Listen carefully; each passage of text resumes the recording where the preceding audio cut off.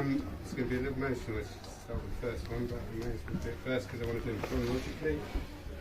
This is for a guy called Guy, who was a lovely friend who, unfortunately, on the Friday before the last autumn, committed suicide. And it was all too raw to do it last month. And we had to wait for him yesterday. Dear friend to be back there. We'll start with that. So I wrote this on the night I got the news, because that was the only way to make it real, really. So you're going to have to bear with me. I'm going to check I'm silence my phone at the minute, so give me a moment. Okay, right. Find the right one. So, right. Why, Guy? Why? You were that Guy. You were loved, loving, and so that guy that everyone loved to have around and to be around, because you were just quietly profound. Nothing to prove, no need to expound. A resounding goodwill surrounding, vibratory vessel of values, and then some. A handsome being with a handsome soul. Nothing to atone for, already at one. All we saw from outside was how far you had come. That wasn't an illusion, it was in you, son. Ill you was a story you told yourself. How did you not see your own shine, know your own wealth? Never one to whine, but we would have welcomed it. We would have welcomed that if it helped shift shadows. Bark the dark from the door. Be gone, black dog. Banish the heart fog. Maybe, Maberly, did you not see your own worth, when we all plainly did? Should we have all expressed it more, held open that door, in an invitation to deeper openness? I'm sure we could have, would have, had we known how well needed, been the water in your mixing bowl to help you rise. Obviously, there was just so much more going on that you kept too well hid beneath the lid while the pot simmered over, boiled away to nothing. No thing is too heavy, too dark, too large that it shouldn't be shared with those that cared. That's why they are there, to hold space for that unmasking of your authentic face. Purge, unburden, that's no drama, that's not drama, that's disarmed, surrendered truth. Now you're gone instead. Wish we could have reached right into your heart or your head, told both they were loved and accepted just as they were, where exceptions don't apply.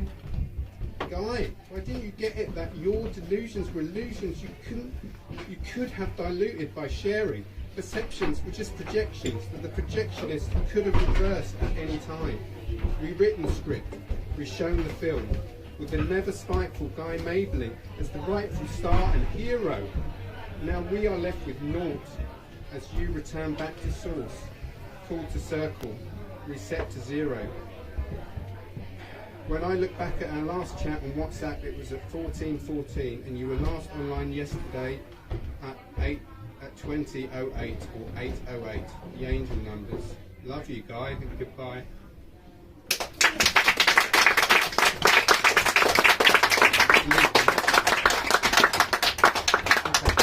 So basically, he was the first. Well, him and a really dear mutual friend were the two people who came to my first open mic, and he videoed the first open mic. And the lovely thing about the unedited versions of those videos, it's got him just cheering me on and everything, and just encouraging. So I've taken. I had no shot. I'd come out of a bit of a tricky minute myself. And that happened, and I was like, I can't let that push me back. So I've taken it as fuel to just basically, I've refound my voice. I'd stopped writing and I'd stopped painting, and I've just taken it all to just spur me on, really, and not waste any more time. Just throw myself at all of my creativity with like renewed verve and gusto, really. So with that in mind, like it just opened me up, and I started journaling. So the next two just wrote themselves. Like I woke up in the early hours of the morning, like felt inspired, grabbed my phone, and they literally just wrote themselves in real time, like in a matter of minutes. First one of which is called Union in Verse. Neurodiverse can be a blessing as well as a curse. You and I verse. A union in verse, inverse reflection of an outlier's truth, proof of worth. Stepping into my power, I'm stepping into your power, because you work through me, through accessing stillness, willingness to openness, to I am, potential, a bottomless pot without end, portent of it all, sprawling inspirations to all.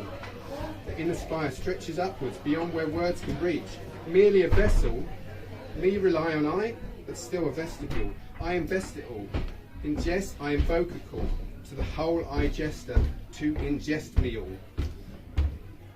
It amuses that I am my own muse to be used. A trestle table unfolding for your infinite plan, laying out the blueprint of the great mystery. True glints shown fleetingly in hide-and-seek glimpses revealed through history. Giving up the need to assess, I access knowing that is both question and answer. The forever dancers, shaking their Akashic asses, paying the fully charged currency of attentive flow. There are no free passes, so let go to know.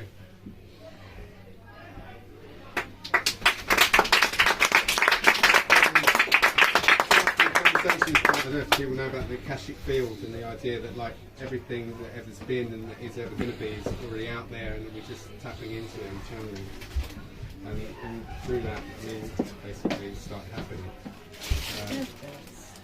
So yeah, and the next one is so that was yeah, that one I woke up at 4:30 in the morning, just wrote it in 20 to 30 minutes just for itself. The same thing happened the next morning, only even earlier. And this one's called Intimacy. So they just come from like a title, and it's a wordplay, and then they just basically roll from something like that. So intimacy, into me, in your intimacy. In time, I wish for you to untie me from my untidy mind. I find fun hiding in unexpected places. Chosen to be chaste, not chased. Make haste while the sun shines.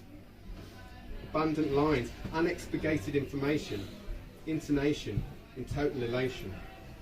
Elastic aspects, spectacular effects.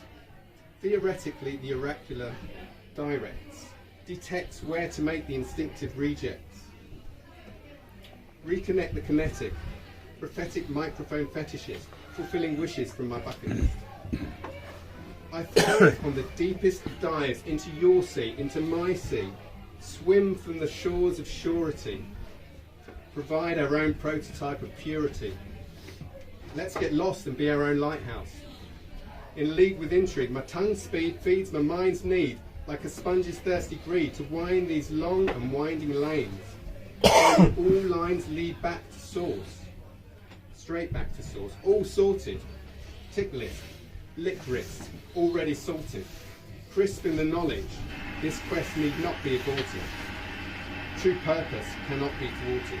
Like a well-paused porpoise, mid-leap, judgment-free flow courted. 'Tis purported that awakened eyes, even through closed lids, still peep. We are all just assorted sauces in the condiment trolley of life. Into you see, into me see. It's where it gets juicy. You see. Started writing a whisper of a whisker before 03. Finished at 03:33.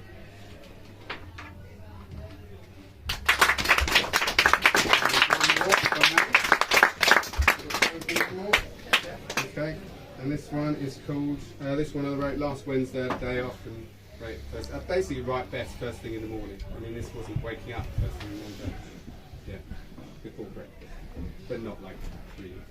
Anyway, every day is a school day, spirit in it. Right? Learning about what's, oh, okay, I'm going to just explain for a second. I've been studying shamanism and animism, so it's kind of come out of that, basically. People know about animism, the idea that spirit is embodied in everything. So, every day is a school day of spirit, isn't it? Learning about what's already in us. It's not even learning, it's earning the right to remember. Animism, I am immersed in a miasma, an inner and outer humming continuum, an unending quilt of great spirit, stitched into the universe. built beyond the confines of the container. No split, no conflict when you pay the karmic retainer. Remind my mind not to take me too seriously. Seriously, am I kidding? When I'm winning, I willingly should be. Keep it comic, cosmic, like the comet's contrails shining through my entrails. That's my root chakra, where my kundalini resides. Decides whether or not to ascend from the arse end through my 33 vertebrae, my Jacob's ladder, to break through the top floor, like the great brass elevator. Fully elevated security pass. Clearance at the highest levels galore. Goodbye matter. Hello fadder. Hello halo. The constantly concentric, eclectic, eccentric of all I am and ever could be. The more me, the me. Everything else is a contrary. The playfully creative state of fun, invariably without fail, that's the one. The conduit to wisdom. Show up for whatever comes up. It's always showtime. Forever no time. Can't ever be anything but now time. Step on stage as an entertainer. I enter a new stage pertaining to a reframed, fresh game of training, waxing and waning, alleviating schisms, elevating wisdoms, through following the weave of the seamless, ever abundant, just so often seems less. And I'm realizing all good things lie beyond theorizing. It's always and in the land beyond an either or horizon. The oracle rising, word to vision, thorax thrusts oracular towards the third ocular, spectacular without the need for speculation, like the sun's rising, the turning tides, and the look in my son's eyes. The yearning for adulation should be left at the last station. Lane routes for the right route, turn left at the next station. This life is not a spectator sport. Subject-object is subject to re-evaluation. Revelations of animism, that all I am, you get me fam, is a state of constant animation. That all it is, the infinitely manifold forms that manifest. Man, it's a test. As to whether you weather the storm in the complained frame of endurance, or dance in the rain in complete, controlless compliance, at peace with the fact that in the end, all you are is formless radiance. Woo!